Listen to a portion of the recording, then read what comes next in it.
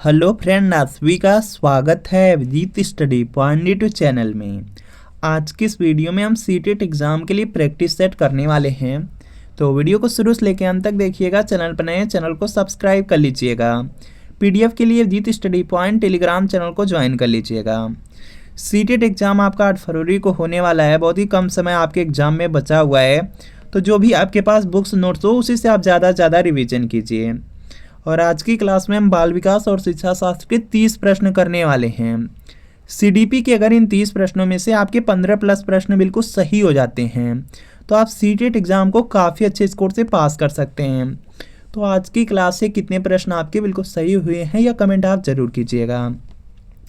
आज की क्लास का आपका सबसे पहला प्रश्न है, जिन पियाजे के अनुसार एक शिशु में किस वर्ष से आत्मधारणा का विकास आरंभ होता है। तो इसका देखिए आपको सही जवाब करना है। सभी लोग प्रयास करेंगे और यहाँ पे राइट आंसर करेंगे। आत्मधारणा का विकास का मतलब होता है कि स्वयं से परिचित होना। तो यहाँ पर देखेंगे 4 ऑप्शन है, 11 साल, 12 साल, 13 साल, 14 साल। तो जिन पियाजे के अनुसार एक शिशु में जो आत्मधारणा का विकास है उसका जो आरंभ है वह 12 साल में होता है। तो यहाँ पे बी वाला बिल्कुल राइट आंसर हो जाएगा। अगला प्रश्न है कि जिस तरह से कोई व्यक्ति अपने मस्तिष्क में किसी भी जानकारी को प्रस्तुत करता है यह उसके निम्न का उदाहरण है। तो इसका देखिए आपको सही जवाब करना है। सभी लोग प्रयास करेंगे, राइट आंसर करेंगे। व्यक्तिगत अभिलक्षण है, संज्ञानात्मक अभिलक्षण है, भावपूर्ण अभिलक्षण है और शिक्षण अभिलक्षण है। जिस तरह से कोई व्यक्ति अपने मस्तिष्क में किसी भी जानकारी को प्रस्तुत करता है यह उसका यहाँ पे संज्ञानात्मक अभिलक्षण का उदाहरण है। तो यहाँ पे क्या होगा, बी वाला राइट आंसर होगा। अगला प्रश्न आपके सामने स्क्रीन पर है, सभी को प्रयास करना है राइट आंसर करने का। तो यहाँ पे दिया गया साइकोलॉजी शब्द है और इसका सबसे पहले प्रयोग किसके द्वारा किया गया। साइकोलॉजी का मतलब होता है मनोविज्ञान, आप लोग जानते ही हैं। और साइकोलॉजी जो शब्द है इसका जो यहाँ पे सबसे पहले प्रयोग है यह रुडोल्फ गाल्काय के द्वारा किया गया था। तो देख लेंगे रुडोल्फ गाल्काय फर्स्ट वाले में दिया गया है, ए वाले में। तो यहाँ पे क्या होगा, ई वाला आपका बिल्कुल राइट आंसर हो जाएगा। जो भी छात्र यहाँ पे फर्स्ट वाले को चूज किए हैं वह बिल्कुल राइट हैं। अगला प्रश्न आपके सामने है यहाँ पे कि मध्य बचपन अवधि है। तो इसका देखिए आपको सही जवाब करना है। सभी लोग प्रयास करिए और राइट आंसर कीजिए। यहाँ पे देखिए क्या दिया गया है, मध्य बचपन दिया गया 2 से 6 वर्ष, 6 से वर्ष से लेके 11 वर्ष, 10 वर्ष के बाद का समय या जन्म से 2 वर्ष का समय। तो मध्य बचपन है तो यह हो जाएगा आपका 6 वर्ष से लेकर के 11 वर्ष का समय। तो यहाँ पे क्या होगा, बी वाला बिल्कुल राइट आंसर हो जाएगा। यहाँ पे क्या होगा, बी वाला आपका बिल्कुल राइट आंसर होगा। अगला प्रश्न आपके सामने है यहाँ पे कि निम्नलिखित कारकों में से कौन सा बच्चों के शारीरिक विकास को प्रभावित करता है। शारीरिक विकास को प्रभावित करने वाला कारक दिया गया है। तो जल्दी से प्रयास करिए और राइट आंसर कीजिए। तो यहाँ पर देखेंगे आप लोग भौगोलिक वातावरण के कारण शारीरिक विकास प्रभावित होता है, बिल्कुल सही है। पौष्टिक भोजन का भी यहाँ पे शारीरिक विकास पे प्रभाव पड़ता है, इफेक्ट पड़ता है। और अंतःस्रावी ग्रंथियों का भी प्रभाव शारीरिक विकास पे पड़ता है, इन तीनों का पड़ता है। इसके अलावा और भी हैं, जैसे यहाँ पे वंशानुक्रम का भी प्रभाव पड़ता है और जो परिवार और जो सामाजिक आर्थिक स्तर हैं उसका भी यहाँ पे प्रभाव पड़ता है, शारीरिक व्यायाम का भी पड़ता है। तो इन सब का पड़ता है। तो यहाँ पे क्या होगा, डी वाला राइट आंसर होगा, इनमें से सभी। तो यहाँ पे क्या होगा, डी वाला राइट आंसर हो जाएगा। अगला प्रश्न है कि मनुष्य की सामान्य चाहतों व इच्छाओं को क्या कहा जाता है। तो इसका देखिए आपको सही जवाब बताना है। तो इसका देखिए आपको सही जवाब करना है। मनुष्य की जो सामान्य चाहते और इच्छाएं हैं उसको अंतर्नोद कहा जाता है। तो यहाँ पर देख लेंगे अंतर्नोद दिया गया है सी वाले में, तो सी वाला बिल्कुल राइट आंसर हो जाएगा। यहाँ पे क्या होगा, सी वाला बिल्कुल राइट आंसर होगा, अंतर्नोद। याद रखेंगे, काफ़ी इंपॉर्टेंट है। अगला प्रश्न आपके सामने है कि कौन सा संवेग अर्थपूर्ण सीखने को प्रोत्साहित करेगा। तो इसका देखिए आपको सही जवाब बताना है। यहाँ पर देखेंगे संवेग पूछा गया है और अर्थपूर्ण सीखने के परिप्रेक्ष्य में पूछा गया है। तो यहाँ पे देखेंगे शर्म से अर्थपूर्ण सीखेंगे या डर से सीखेंगे या निराशा से या जिज्ञासा से। तो यहाँ पर देखेंगे अर्थपूर्ण सीखने को प्रोत्साहित करेगा तो यह आपका जिज्ञासा हो जाएगा। तो यहाँ पे क्या होगा, डी वाला बिल्कुल राइट आंसर होगा। जो क्यूरोसिटी होती है, क्यूरोसिटी के माध्यम से आप लोग अर्थपूर्ण अधिगम कर पाएंगे। तो यहाँ पे क्या होगा, डी वाला राइट आंसर होगा। अगला प्रश्न आपके सामने है कि अधिगम प्रक्रिया के बारे में निम्नलिखित में से कौन सा कथन गलत है। तो इसका देखिए आपको सही जवाब बताना है। तो यहाँ पर आप लोग जानते हैं कि अधिगम एक निरंतर प्रक्रिया है, यह तो आपका यहाँ पे सही हो जाएगा। यहाँ पर देखेंगे गलत वाला पूछा गया है, तो अधिगम एक निरंतर प्रक्रिया है, यह सही है। अधिगम प्रक्रिया में त्रुटियां और गलतियां अप्रासंगिक हैं, तो यही आपका क्या हो जाएगा, गलत हो जाएगा। यह क्या है, गलत कथन है और आपसे गलत वाला ही पूछा गया है, तो यहाँ पे क्या होगा, बी वाला राइट आंसर हो जाएगा। इसके अलावा दिया गया अधिगम व्यक्तिगत और पर्यावरणीय कारकों पर आधारित होता है, तो यह भी सही है। अधिगम चक्रीय रूप से होता है, अनुरेखीय रूप से नहीं, यह भी आपका सही है। तो यहाँ पे क्या होगा, बी वाला राइट आंसर होगा, क्योंकि गलत वाला पूछा गया तो गलत वाला बी में है। अगला प्रश्न है कि निम्नलिखित में से अधिगम की कौन सी परिस्थिति बाल केंद्रीय शिक्षा पर आधारित नहीं है, तो इसका देखिए आपको सही जवाब बताना है। सभी लोग प्रयास करिए और राइट आंसर कीजिए। देखेंगे दिया गया बाल केंद्रीय शिक्षा पर आधारित नहीं है, तो समस्या आधारित, यह आपका बाल केंद्रीय शिक्षा पर आधारित है। अन्वेषण, यह भी बाल केंद्रीय शिक्षा पर आधारित है। और यहाँ पर दिया गया निर्देशित अन्वेषण दिया गया, यह भी आपका क्या है, बाल केंद्रीय शिक्षा पर ही यहाँ पर है। बाल केंद्रीय शिक्षा यहाँ पे सिद्धांत से ही रिलेटेड है, लेकिन यहाँ पे जो प्रदर्शन है यही आपका यहाँ पे क्या होगा, अलग हो जाएगा। यहाँ पे जो प्रदर्शन है ये बाल केंद्रीय शिक्षा पर आधारित नहीं है, तो यहाँ पे क्या होगा, डी वाला राइट आंसर हो जाएगा। इसके अलावा जो समस्या आधारित परिस्थिति थी, अन्वेषण परिस्थिति थी, या जो आपका निर्देशित यहाँ पे अन्वेषण परिस्थिति, ये सब बाल केंद्रीय शिक्षा पर आधारित होती हैं, तो यह पॉइंट आप याद रखेंगे। अगला प्रश्न आपके सामने है कि संबंधवाद का सिद्धांत किस वर्ष में दिया गया, तो इसका देखिए आपको सही जवाब बताना है। जो संबंधवाद का सिद्धांत था वह थॉर्नडाइक ने दिया था, थॉर्नडाइक ने 1913 में दिया था। तो यहाँ पर देख लेंगे बी वाले में 1913 दिया गया, थॉर्नडाइक ने दिया है, तो बी वाला राइट आंसर होगा। अगला प्रश्न है कि निम्नलिखित में से किसने व्यक्तित्व का एक विशेषता सिद्धांत प्रस्तावित नहीं किया, तो इसका देखिए आपको सही जवाब बताना है। तो यहाँ पर हो जाएगा आपका, यहाँ पर ट्रेड थ्योरी दिया गया है, तो यहाँ पे हो जाएगा आपका अल्बर्ट बंडूरा ने नहीं दिया था। बाकी यहाँ पे हेंस है, आइजेंक है, रेमंड कैटेल है, गार्डन एल्पोर्ट, इन्होंने दिया था, तो यहाँ पे क्या होगा, सी वाला राइट आंसर होगा। अगला प्रश्न है कि भारतवर्ष में प्राइमरी शिक्षा निम्नलिखित पर बल देती है, तो इसका देखिए आपको सही जवाब बताना है। भारतवर्ष में जो प्राइमरी शिक्षा है, प्राइमरी शिक्षा बोध के विकास पे बल देती है, तो यहाँ पे ए वाला आपका राइट आंसर होगा। अगला प्रश्न है कि शिक्षण हेतु मानसिक उद्वेलन प्रतिमान का प्रयोग निम्न में से किसके सुधार हेतु किया जाता है, तो इसका देखिए आपको सही जवाब बताना है। देखिए दिया गया शिक्षण हेतु जो मानसिक उद्वेलन प्रतिमान है, इसका प्रयोग निम्न में से किसके सुधार हेतु किया जाता है, तो सृजनात्मकता हो जाएगा, सी वाला राइट आंसर होगा। अगला प्रश्न है खोज, डिस्कवरी है। अधिगम में शिक्षक अधिगम की एक यहाँ पे भूमिका निभाते हैं, तो इसका देखिए आपको सही जवाब बताना है।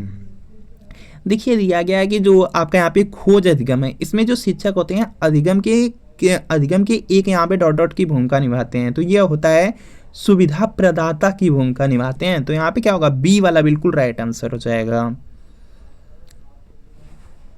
इसके बाद देखेंगे नेक्स्ट प्रश्न आपका है यहाँ पे कि एक बच्चे की वृद्धि और विकास के अध्ययन की सर्वाधिक अच्छी विधि कौन सी है, तो इसका देखिए आपको सही जवाब बताना है। तो यहाँ पे हो जाएगा विकासीय विधि, सी वाला राइट आंसर है। अगला प्रश्न आपके सामने है, सभी को प्रयास करना है इसका राइट आंसर करने का, कि शिक्षा की समकालीन नीतियों के अनुसार दिव्यांग बच्चों की शिक्षा के लिए कौन सा मॉडल सुझाया गया है, तो इसका देखिए आपको सही जवाब करना है। और यहाँ पे इसका राइट आंसर होगा समावेशी शिक्षा हो जाएगा, जो कि बी में है, तो बी वाला बिल्कुल यहाँ पे राइट आंसर होगा। अगला प्रश्न आपके सामने कि बाल मनोविज्ञान के अनुसार शिक्षा के क्षेत्र में मुख्य स्थान है, तो इसका देखिए आपको सही जवाब बताना है। बाल मनोविज्ञान के अनुसार जो शिक्षा के क्षेत्र में मुख्य स्थान है वह बालक का ही रहता है, तो यहाँ पे ए वाला राइट आंसर होगा। अगला प्रश्न है कि मानसिक आयु का जो संप्रत्यय है सबसे पहले किसने बताया, तो इसका देखिए आपको सही जवाब बताना है। तो यहाँ पे इसका राइट आंसर हो जाएगा बीने साइमन परीक्षण, ऑप्शन नंबर जो यहाँ पे बी वाला है, बी वाला बिल्कुल राइट आंसर हो जाएगा, यहाँ पे बी वाला राइट आंसर होगा। इसके बाद देखेंगे नेक्स्ट प्रश्न आपका दिया गया है यहाँ पे, व्यक्तित्व को किस रूप में समझा जाता है, तो इसका देखिए आपको सही जवाब बताना है। देखिए जो आपका यहाँ पे व्यक्तित्व है इसको व्यक्तिगत प्रभाव के रूप में देखा जाता है या समझा जाता है, तो यहाँ पे डी वाला राइट आंसर होगा। अगला प्रश्न आपके सामने है यहाँ पे कि एक छात्र को मार्गदर्शन देने के लिए एक अध्यापक को जानना अत्यावश्यक है, तो इसका देखिए आपको सही जवाब करना है। तो यहाँ पे इसका राइट आंसर हो जाएगा उपरोक्त सभी वाला होगा। एक छात्र को मार्गदर्शन देने के लिए एक अध्यापक को जानना अत्यावश्यक है, मतलब बहुत ज़्यादा जरूरी है, तो यहाँ पे इसका राइट आंसर हो जाएगा यहाँ पे इसका राइट आंसर होगा आपका यहाँ से कि अधिगम की कठिनाई को बिल्कुल सही है, उसके व्यक्तित्व को यह भी सही है, उसके घर के वातावरण को यह भी सही है। तो यहाँ पे डी वाला राइट आंसर होगा। एक छात्र को मार्गदर्शन देने के लिए एक अध्यापक को जानना क्या बहुत ज़रूरी है, तो अधिगम की कठिनाई, उसके व्यक्तित्व और उसके घर का वातावरण। तो यहाँ पे क्या होगा, डी वाला राइट आंसर होगा। अगला प्रश्न कि अल्पवयस्क बच्चों के अधिगम में अभिभावकों की भूमिका होनी चाहिए। तो इसका देखिए आपको सही जवाब बताना है। अल्पवयस्क बच्चों के अधिगम में अभिभावकों की जो भूमिका अग्र सक्रिय के रूप में होनी चाहिए। तो यहाँ पे क्या होगा, बी वाला बिल्कुल राइट आंसर हो जाएगा। अगला प्रश्न आपके सामने है यहाँ पे, बाल मनोविज्ञान के आधार पे कौन सा कथन सर्वोत्तम है। तो इसका देखिए आपको सही जवाब बताना है। बाल मनोविज्ञान के आधार पे पूछा गया सर्वोत्तम कथन, तो यहाँ पे क्या होगा कि जो प्रत्येक बच्चा है वह क्या होते हैं, विशिष्ट होते हैं। तो डी वाला राइट आंसर हो जाएगा। अगला प्रश्न आपके सामने है कि अंतर्मुखी, बहिर्मुखी तथा उभयमुखी व्यक्तित्व का वर्गीकरण किसके द्वारा किया गया है। तो इसका देखिए आपको सही जवाब बताना है, और यह किया गया था यहाँ पे यूंग के द्वारा।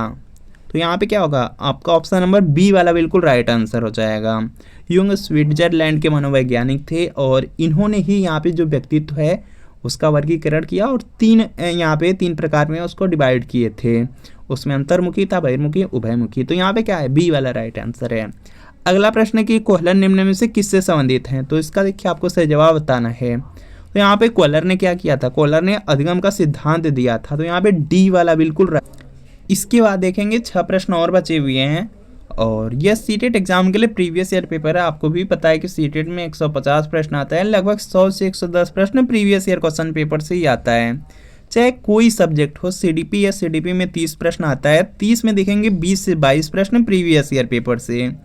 लैंग्वेज में भी देखेंगे हिंदी, संस्कृत, इंग्लिश, उर्दू, मराठी, कोई लैंग्वेज आप लिए रहेंगे उसमें 30 प्रश्न आएंगे, 20 से 22 प्रश्न प्रीवियस ईयर पेपर से। और बिल्कुल इसी तरीके से आपका सोशल साइंस होगा, या तो आपका मैथ साइंस होगा, या तो आपका प्राइमरी का मैथ ईवीएस होगा। उसमें देखेंगे 60 प्रश्न आएगा, 40 से 42 प्रश्न प्रीवियस ईयर पेपर से। तो सीटेट के लिए प्रीवियस ईयर पेपर जरूर पढ़िए। और यह सीटेट फरवरी 2026 के लिए प्रीवियस ईयर पेपर है। यह सोशल साइंस का क्लास 6 to 8 का पेपर सेकेंड है। बिल्कुल इसी तरीके से मैथ साइंस का मिल जाएगा। अगर प्राइमरी चाहते हैं तो प्राइमरी का भी मिल जाएगा। इसमें जून 2011 से लेकर दिसंबर 2024 तक आज तक सीटेट में जितना पेपर हुआ सबका सब पेपर मिलेगा। पूरे 14 साल का पेपर, आंसर की के साथ एक्सप्लेनेशन, सॉल्यूशन, व्याख्या सब कुछ दिया गया। सभी सब्जेक्ट हैं, सीडीपी है, सोशल साइंस है, हिंदी, संस्कृत, इंग्लिश है, मैथ साइंस, ईवीएस है। तो वीडियो के नीचे डिस्क्रिप्शन में जाना है, लिंक मिलेगी, लिंक को क्लिक करना है, नाम, मोबाइल नंबर फिल करके सिर्फ 30 रुपये का पेमेंट करना है। जैसे 30 रुपये का पेमेंट करेंगे तुरंत प्रीवियस ईयर पेपर का जो पीडीएफ होगा डाउनलोड हो जाएगा। इससे तैयारी कर लेंगे, सीटेट एग्जाम में बहुत ज़्यादा हेल्प मिल जाएगी। और अगर लिंक से परचेज करने में कोई प्रॉब्लम आ रही है तो यहाँ पे व्हाट्सअप नंबर दिया गया है, और इस व्हाट्सअप नंबर पर लिखना है CTET previous year paper, social science या मैथ साइंस या प्राइमरी लिख करके मैसेज करना है। जैसे मैसेज करेंगे रिप्लाई किया जाएगा, और आपको सिर्फ 30 रुपये की पेमेंट करनी है। और जैसे पेमेंट करेंगे तुरंत आपको प्रीवियस ईयर पेपर का जो पीडीएफ होगा सेंड कर दिया जाएगा। तो इस व्हाट्सएप नंबर पर मैसेज कर लीजिए। इसके बाद देखेंगे नेक्स्ट प्रश्न है कि विकास की किस अवस्था को कोल तथा ब्रूस ने संवेगात्मक विकास का अनोखा काल कहा है। तो यहाँ पे इसका राइट आंसर हो जाएगा बाल्यावस्था को कहते हैं। तो यहाँ पे बी वाला बिल्कुल राइट आंसर हो जाएगा। अगला प्रश्न आपके सामने है यहाँ पे कि मूल प्रवृत्तियों को 14 प्रकार से किसने वर्गीकृत किया। तो यह आप लोग जानते हैं कि मूल प्रवृत्तियों को जो 14 प्रकार से यहाँ पे वर्गीकृत है मैकडूगल ने किया था। तो यहाँ पे क्या होगा, बी वाला राइट आंसर होगा।